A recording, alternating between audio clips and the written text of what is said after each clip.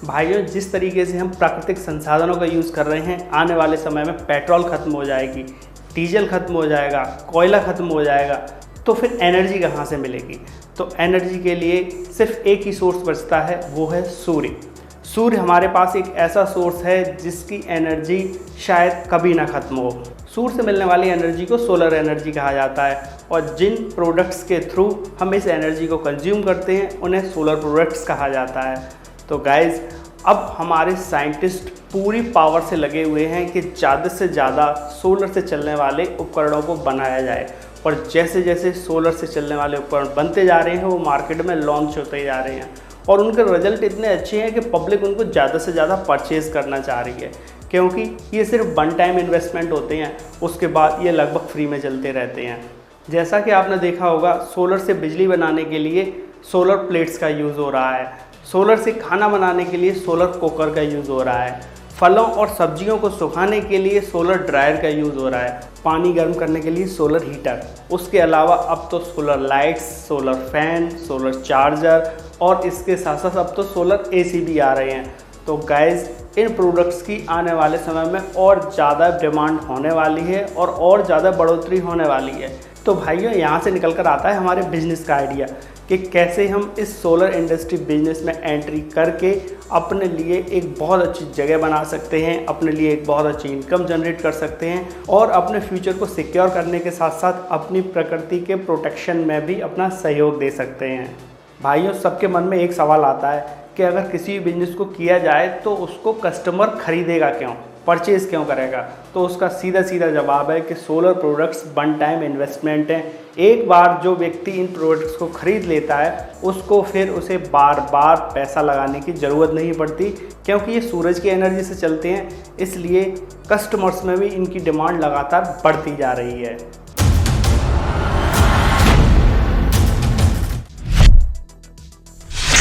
भाइयों, बजट और तरीक़ों की बात की जाए तो इस बिज़नेस को 2 या 3 अलग अलग तरीक़ों से शुरू किया जा सकता है।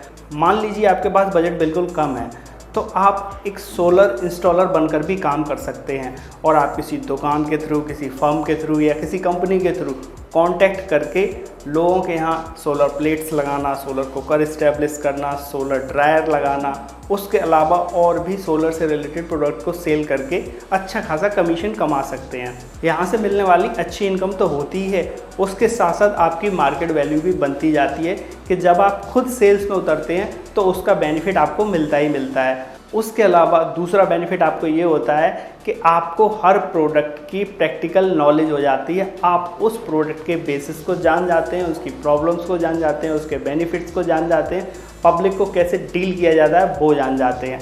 तो आगे के लिए ये आपके लिए बहुत ज़्यादा बेनिफिशियरी हो जाता है। दोस्तों, सोलर प्रोडक्ट्स को सेल करने का दूसरा तरीका है दुकान के थ्रू।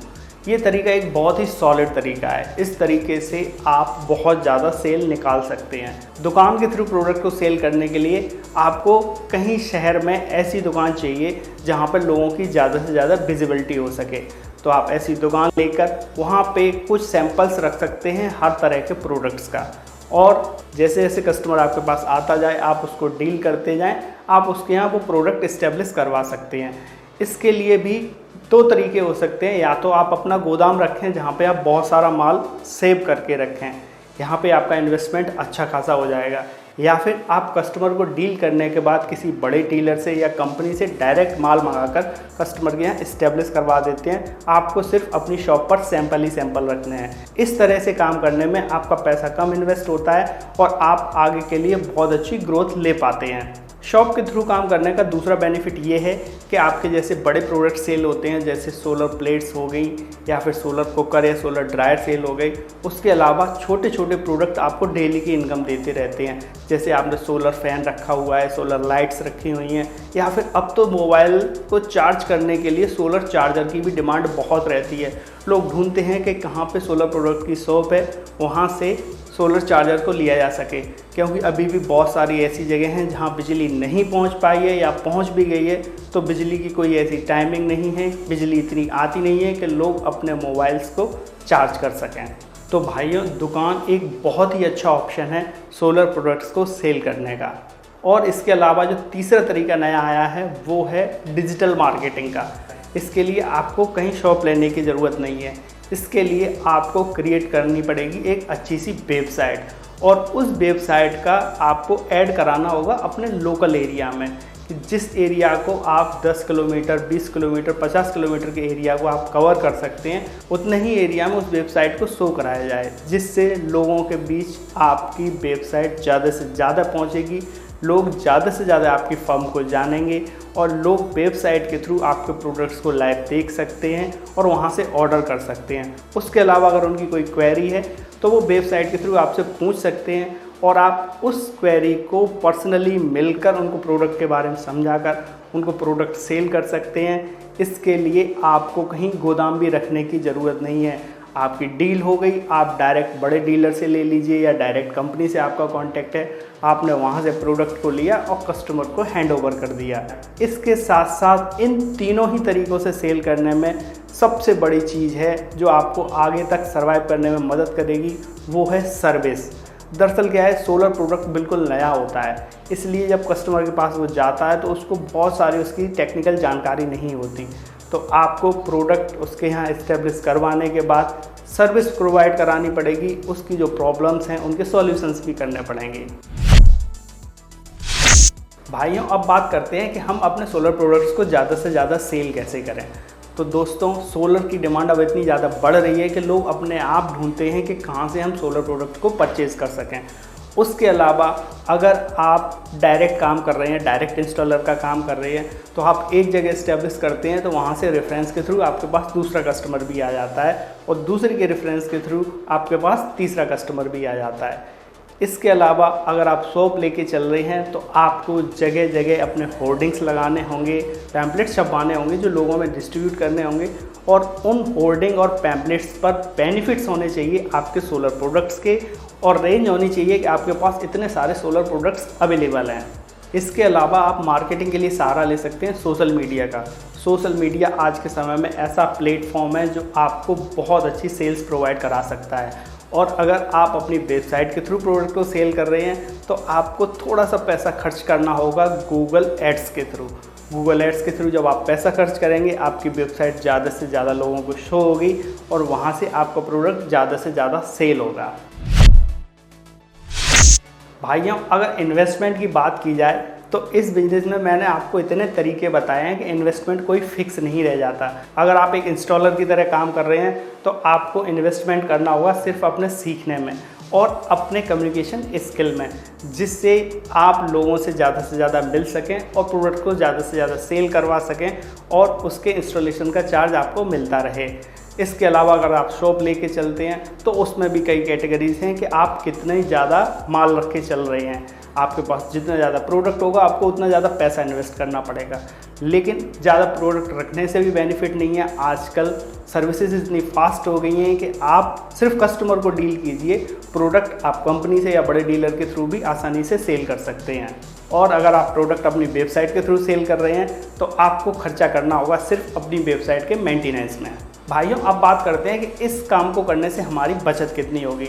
तो आप जिस स्केल पर इस काम को करके चल रहे हैं उस तरह से आपकी बचत भी अलग अलग बदलती जाती है।